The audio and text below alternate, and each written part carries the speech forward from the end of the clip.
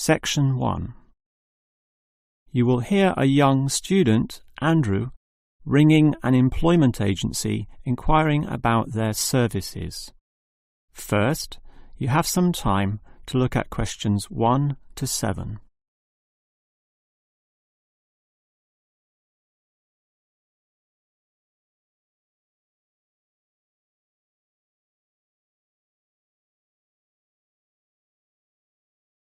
You will see that there is an example that has been done for you.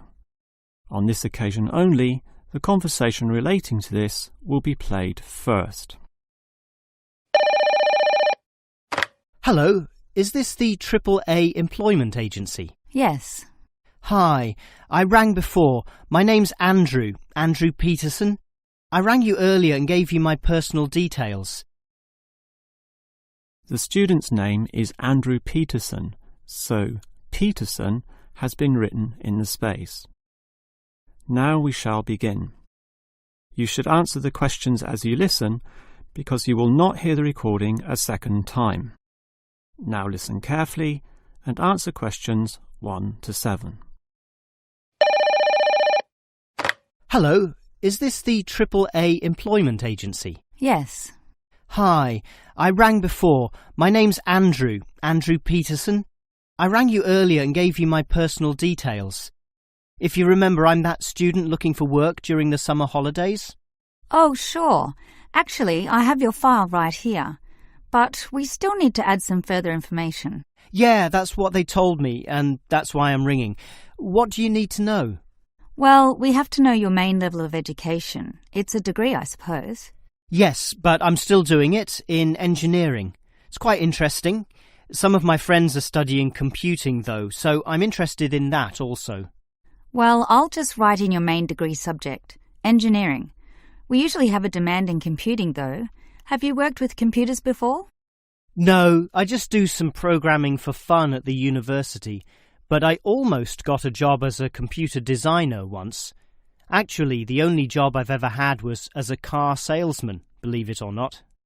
Well, at least you've had experience dealing with customers. What about hobbies, though? Sometimes they can help develop useful skills. In my free time I don't do much, mostly study. I play chess occasionally at the university chess club. That's right next to the tennis courts, but I'm not interested in that. Chess helps develop analytical skills, so I'll put that down. Of course, it's your main skills that employers want to know about. What would you say they are? Well, I'm in my 3rd year now, studying electrical machines and generating systems, but I'd say electronics is my best skill, much better than, say, my machine skills, which aren't so good, actually. OK. Machine skills are in demand, but so too are electronic ones, so we might be able to find you a part-time job in that field. But what sort of money do you expect to get? Oh, anything, really. I'd want the standard payment, let's say. What's normal? $1,000 a month? $1,500? I'll just put $1,200, OK? That's fine by me. When can you start? Say, within 2 days? Easily. Actually, less. In fact, just give me a ring and I'll be able to start immediately. Although I admit it'll take me a few days to get used to getting up early in the morning. OK, that's just about it. Unless you'd like to add anything else which may help with your application? Not really. I ride a motorbike, but that's unimportant.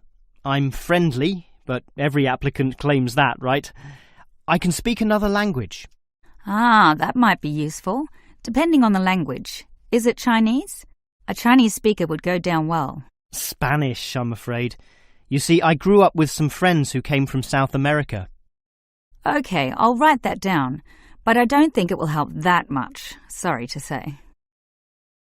Before you hear the rest of the conversation, you have some time to look at questions 8 to 10.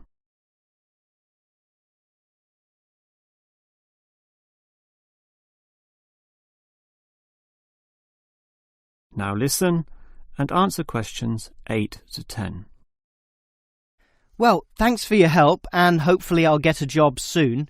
But can I just ask one more question? Sure. What basically are employers looking for when they interview someone? Oh, many things. Being hardworking, diligent, and focused on your job is good, but surprisingly, it often means you can't see the bigger picture or provide suggestions which help the company move forward. That requires thinking for yourself, outside the box, as they say, and being free of the standard ways of approaching tasks. Employers certainly value that.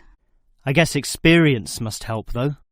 It depends. If it involved a routine job, one which didn't exercise your mind, it might not mean that much at all. But since companies are basically composed of people, it is important to be able to get along with others. There's no point in hiring someone whom the other employees don't like, right? That just causes problems. In fact, I would say that being friendly and approachable ranks far more highly than your academic qualifications. OK, and that's all assessed at the interview, right? Yes, and your qualifications, experience, and approach to the job, such as whether you can do different things, work overtime, or do long hours, is needed. But those latter qualities are pretty much standard. What may be more important is based on the fact that things inevitably go wrong. Mistakes are made and someone's got to fix them in a way that creates the least disturbance. People with demonstrated abilities to do this are certainly regarded highly. I see. That's very interesting. That is the end of section 1. You now have half a minute to check your answers.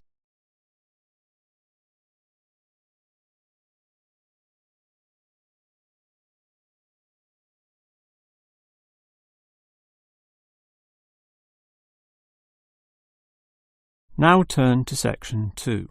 Section 2.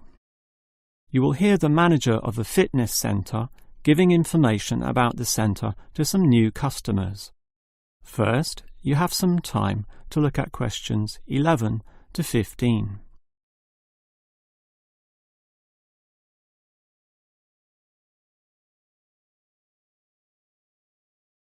Now listen carefully and answer questions 11 to 15.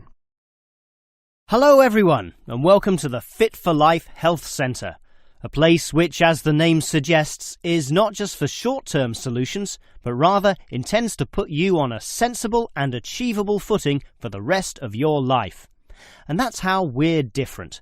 For example, we could immediately put you on a harsh exercise program, expecting you to work out every day, but such a plan would see you quickly lose interest. That's why the initial step is a 1.5 hour consultation in which your lifestyle, current situation and long-term goals are all thoroughly analysed. Now, an important part of this consultation involves analysing what you eat. There's no point exercising here and losing weight, then putting it all back on later. You will need to show self-control and discipline in your diet, and we'll work on that. Similarly, we'll put you on an exercise regime suitable for your level of fitness. So that will involve a test where we will take you through some activities, then measure your heart rate and blood pressure to determine how fit you are. This will be monitored during every subsequent consultation, along with your exercise schedule, and that occurs monthly and not half-yearly, as with many other centres. As to our actual exercise machines and programs, you will have to decide whether it is muscle mass, stamina, or general fitness that you want to develop. Think about which of these 3 you want to target, and we'll design a specific program for you. But remember, bulging muscles aren't necessarily suitable for everyone. Sometimes it's better to think in terms of 2 simple concepts: muscle definition and stamina, or, if you are female, being fit and healthy, in both mind and body. Before you hear the rest of the talk, you have some time to look at questions 16 to 20.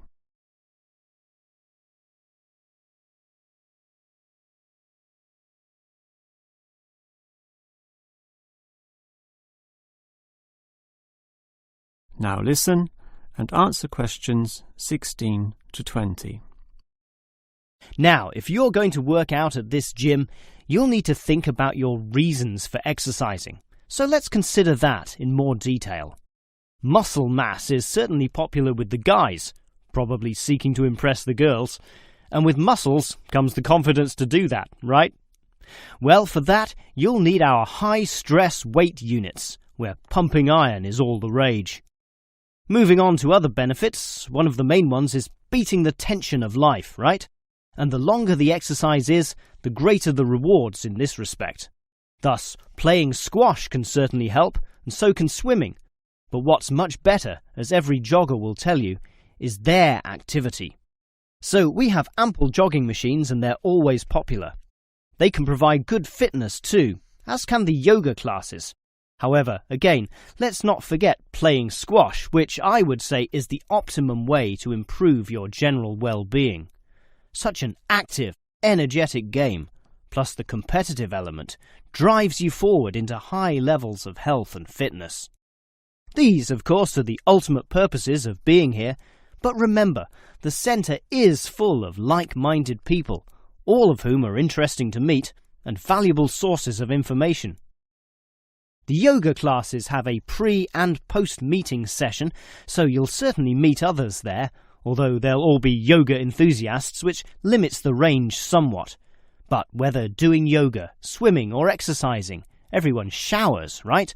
So those facilities are where you'll hear all sorts of interesting conversations and really get to know people. Not like the front desk area, which is mostly empty as patrons go immediately inside to do their exercise.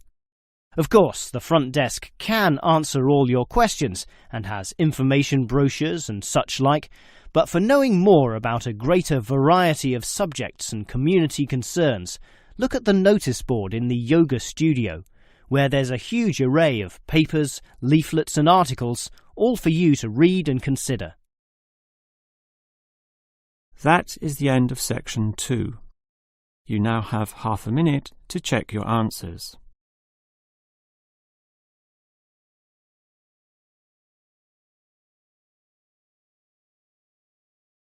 Now turn to section 3. Section 3. You will hear 2 faculty directors talking about which person in their university to promote. First, you have some time to look at questions 21 to 25.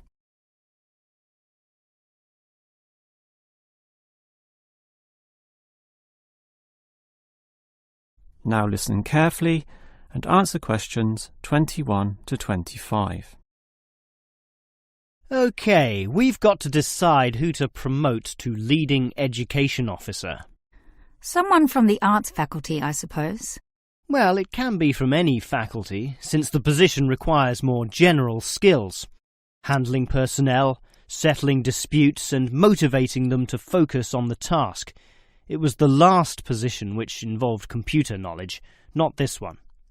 Surely computer knowledge would help. So too would knowledge in the arts. Sure, it would help, but the key criterion is being able to direct the staff appropriately. So it doesn't matter then from which faculty we select our candidates? Not really, but I've already looked at those from computing and rejected them all. Why? They're all too new, lacking in sufficient experience, whereas these ones from the business faculty are long-timers, so we'll take someone from there. I suppose you're right. The arts faculty doesn't present much in the way of suitable candidates either. But we'll still have to train the person, teach the ropes, as they say, and he or she will have to expect to do overtime as needed. Of course. It can get so busy that, if we were open on the weekend, they'd have to work then as well. Just as well we're a Monday to Friday university, right? Right. But are you sure these people will actually want the job? The salary isn't such an improvement on their current ones. I know, but there are benefits. You get overtime rates, a nice place to put your car, as well as additional petrol money if you drive for company purposes, which they'll probably be required to do. But those benefits are quite limited, especially given all the work and responsibility involved. People often don't like that. They prefer the creative freedom of less senior teaching positions. Yeah, I know. But these candidates should realise that if they do this job well, there'll be more promotions down the line. You know how everyone likes having their own office, right? Sure. Well, that would come after a few years, if they're prepared to work hard and grow with the university. Yes, that should attract these people. Before you hear the rest of the conversation, You have some time to look at questions 26 to 30.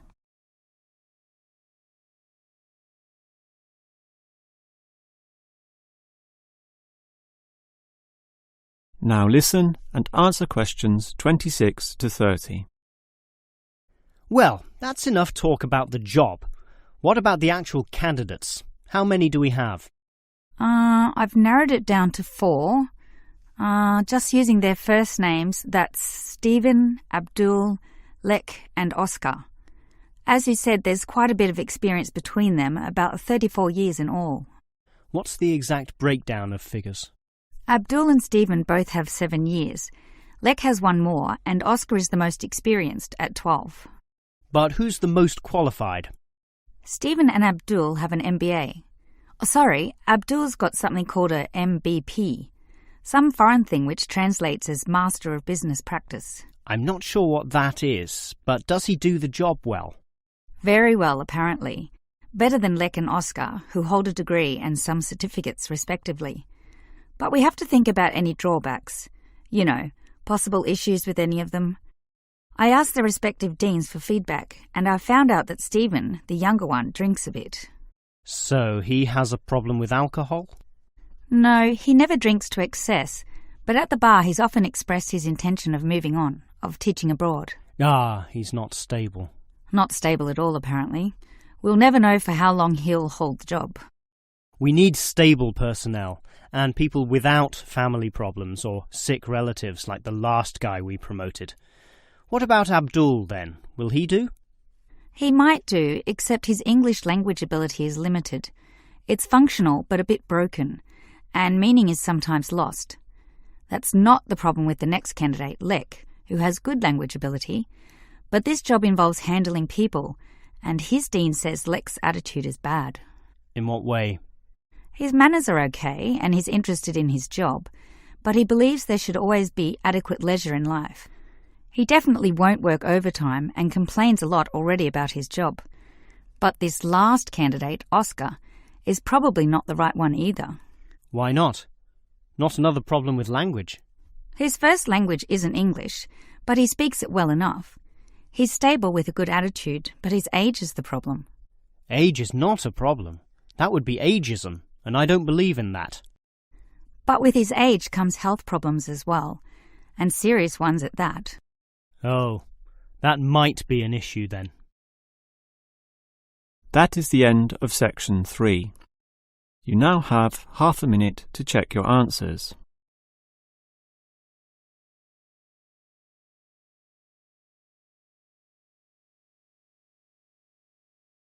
Now turn to section 4. Section 4. You will hear a lecturer talking about caves.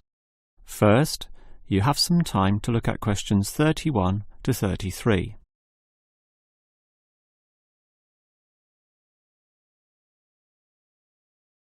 Now listen carefully and answer questions 31 to 33. If there is one natural feature which has long fascinated man, it is caves, those natural underground spaces into which people can enter. No known cave in the world can exist without it being extensively explored. Whether it be in remote areas, such as the Clearwater Cave in Borneo, or immensely long and difficult, such as Mammoth Cave in America. Or perhaps the most challenging, those caves below the water table, full with water, in which case the exploration is known as cave diving. Whatever the case, if the caves are known, as complex and difficult as they usually are, they will be explored. The formal name for the study of caves is speleology, and involves many disciplines such as chemistry, geology, biology, and cartography, or the science of making accurate maps, since the largest caves can be hundreds of kilometres long and highly complicated. If the exploration is just for fun, the activity is known as caving. But with the difficulties and dangers involved, the average caver is often involved with one of these speleological sciences.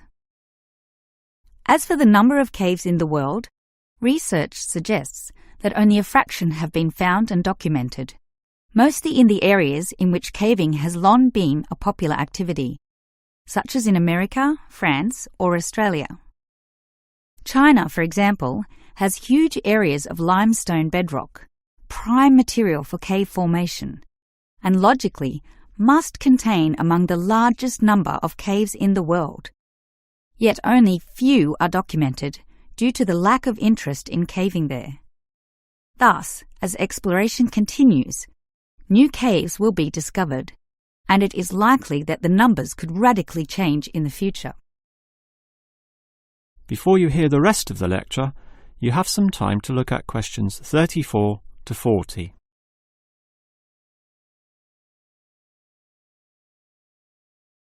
Now listen and answer questions 34 to 40.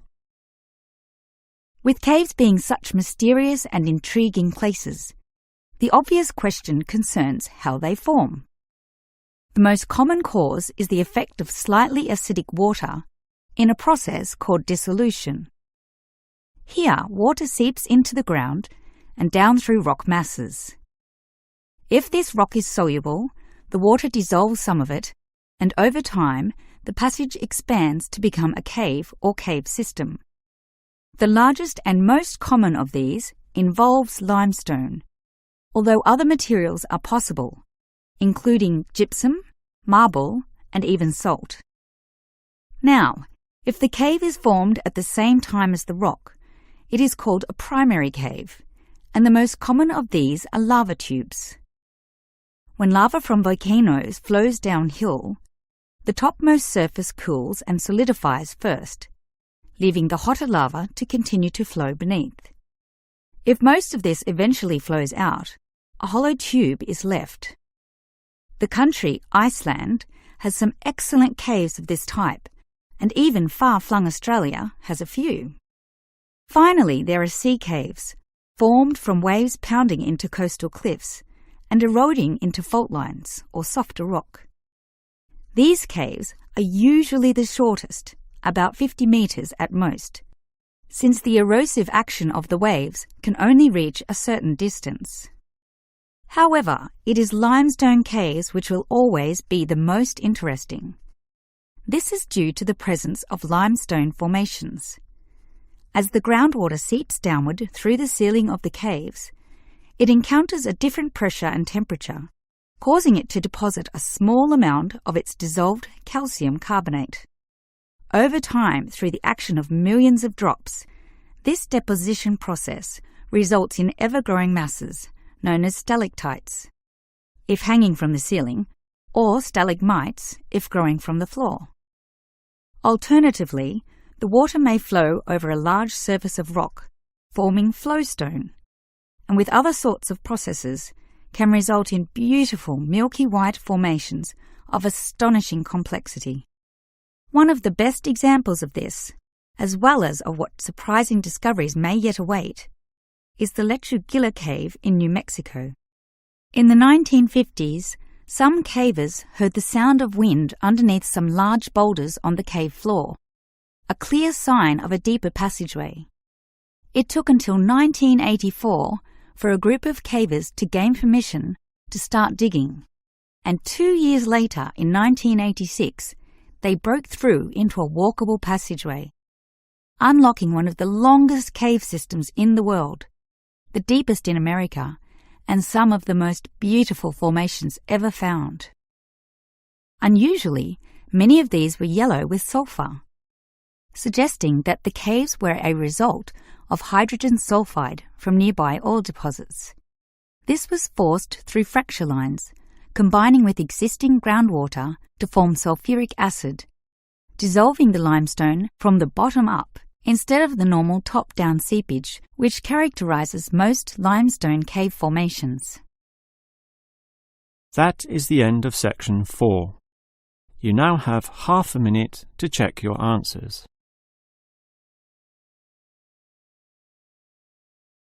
That is the end of the listening test. End of the listening test. End of the listening test. End of the